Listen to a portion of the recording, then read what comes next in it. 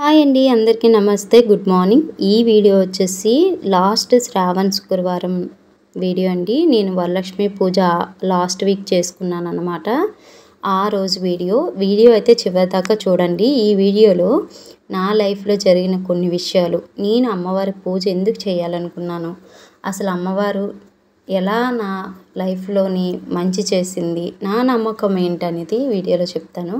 అంతేకాకుండా మిడిల్ క్లాస్లో ఉన్నవాళ్ళు అయ్యో నేను పూజ చేసుకుంటే ఎంత ఖర్చు అవుతుందో, ఎలా చేసుకోవాలో నాకు తెలీదు అన్న వాళ్ళకి కొన్ని విషయాలు చెప్దాం అనుకుంటున్నానండి. ఇంకా రేపు పూజ అనగా ఈరోజే గ్యాస్ అది క్లీన్ చేసుకొని సింక్లో గిన్నెలన్నీ తోమేసుకొని పూజ సామాన్లన్నీ క్లీన్ చేసి పెట్టేసుకున్నాను. పూజ సామాన్లు అనగానే ఒక విషయం చెప్దాం అనుకుంటున్నాను. నాకు తెలిసిన వాళ్ళందరికీ నేను ఈ విషయాన్ని అయితే చెప్తున్నాను, మీకు కూడా చెప్దాం అనుకుంటున్నాను. ఇప్పుడు సిల్వర్ ఐటమ్స్ అనేసి చాలామంది యూట్యూబ్లో ఇన్స్టాలోని వాటి పేరు ఎందుకులేండి చెప్పడం, ఆ సిల్వర్ ఈ సిల్వర్ అని అమ్మేస్తున్నారు. అవి నిజమైన సిల్వర్ కాదు. ఎందుకంటే పోనీలే మనకి తెలుసు తక్కువ రేటుకి వచ్చాయి, సగం రేటుకే ఇంకా తక్కువ రేటుకి వచ్చాయి అనేసి బాగున్నాయి, లుక్ బాగున్నాయి, ఎవరైనా వస్తే తమ్ములు తీసుకుంటే బాగుంటుంది అని తీసుకున్న వాళ్ళకి ఒక విషయం చెప్దాం అనుకుంటున్నాను. ఒక 5 నిమిషాలు వచ్చి మన దగ్గర వాళ్ళైనా మన చుట్టుపక్కల వాళ్ళైనా వచ్చి అమ్మవారిని దండం పెట్టి తాంబూలం, ముత్తైదు తాంబూలం తీసుకోవడానికి మనం ఎందుకండి డబ్బులు ఖర్చు పెట్టడం. ఖర్చు అయిపోయిన ప్రతి రూపాయి తిరిగి రాదు. కొన్ని సిచ్యువేషన్స్లో ఎలాంటి వాళ్ళకైనా సరే ఇబ్బంది కలుగుతుంది. అది మనసులో పెట్టుకొని ఈ డెకరేషన్ ఐటమ్స్ అని అవైనా కొనేటప్పుడు ఆలోచించండి. ఒక వస్తువు గోల్డ్ అయినా సిల్వర్ అయినా కొనుక్కున్నామంటే మనకి ఫ్యూచర్లో ఉపయోగపడుతుంది.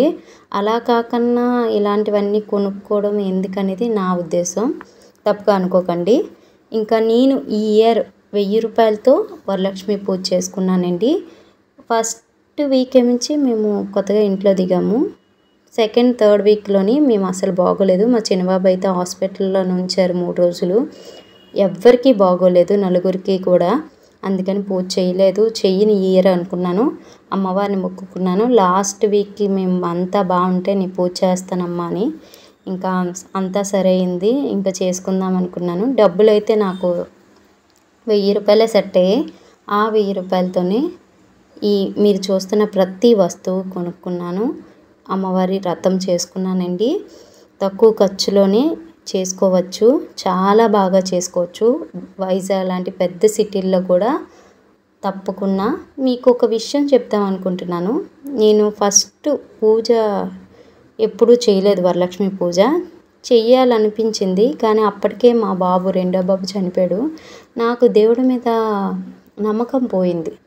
ఇంత చిన్న వయసులోనే నాకు మా బాబు చనిపోయాడు, మా పెద్ద బాబు ఒంటరివాడు అయిపోయాడు. ఆ దేవుడిని నేను ఎందుకు మొక్కాలి, అసలు దేవుడు ఉన్నాడా అనేదాన్ని.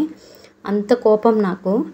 అలాంటప్పుడు ఒక్కసారి దీనివల్ల ఎవరు చెప్పడం వల్ల పూజ చేద్దాం అనుకున్నాను. 1000 రూపాయలతో విజయనగరంలో ఉండేవాళ్ళం కదా మేము. 1000 రూపాయలతో విజయనగరం మార్కెట్కి వెళ్ళాను. పూజ సామాన్లన్నీ కొంచెం కొంచెంగా తీసుకున్నాను.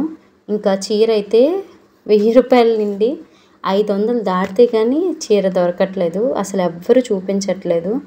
సరే నేను జాకెట్ ముక్కతోనే పూజ చేస్తాను, నాకు అదే దారి కలిగింది, నాకు కలిగింది ఇదే అనుకుని వెనక్కి వచ్చేస్తుంటే విజయనగరం పైడితల్లి అమ్మవారి గుడి ఉంది కదా, ఆ గుడికి ఎదురుగా ఒక షాప్ ఉంటుంది. ఆ షాప్లో వాళ్ళే తిరిగి పిలిచి, పెద్ద షాపే అది, ఆ షాప్లోనే 250 రూపాయలకి నాకు చీర అయితే కుదిరింది. ఆ 250 రూపాయలతోనే చీర కొన్నాను. అలా 1000 రూపాయలతో ఆ సంవత్సరం పూజ చేసి మరి పూజ చేయను అనుకున్నాను. నేను ఏం మొక్కానంటే, అమ్మ నీ పూజ చేయాలనిపించింది, చేసేసాను, ఇంకెప్పుడు చెయ్యను. నేను చిన్నదాన్ని, నా వయసులో నేను పడ్డ బాధలు అవి ఎవరికీ కలగకూడదు.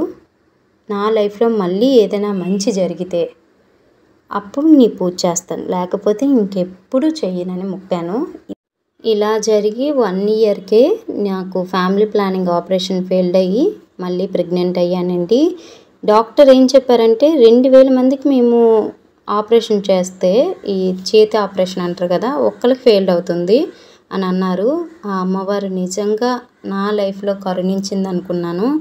లాస్ట్ ఇయర్ కూడా నేను పూజ చేశానండి. మా బాబుకి 1 ఇయర్ కూడా రాలేదు. ఇంక ఈ ఇయర్ కూడా చేశాను. లాస్ట్ ఇయర్ 1500తో చేశాను.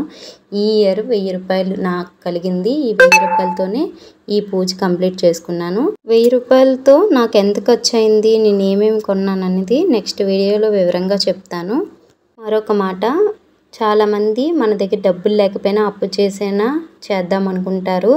కొంచెం గొప్పలను ఇంకేదో అనేసి మన దగ్గర డబ్బులు ఉంటే పర్వాలేదు కొనుక్కుందాం అన్న వాళ్ళకి ఒక్క మాట అండి, మన స్థాయిని బట్టి మనల్ని గౌరవించే వ్యక్తుల కంటే మన మనసును బట్టి మనల్ని అభిమానించే మిత్రులే నిజమైన మిత్రులండి. మనకి ఎవరో వచ్చి ఏదో చూస్తారని 5 నిమిషాలు మనం ఇబ్బంది పడడం మంచిది కాదు. ఇప్పుడు ఖర్చు పెట్టే ప్రతి రూపాయి రేపు తప్పకుండా మనం కట్టాలి. అందుకనేసి జాగ్రత్త అండి. తక్కువలోని కూడా అమ్మవారి పూజ చేసుకోండి. నిజంగా అమ్మవారి కరుణిస్తుంది. నేను తప్పుగా మాట్లాడితే నన్ను క్షమించండి. మరొక మంచి వీడియోతో మళ్ళీ కలుద్దాం. ఉంటాను.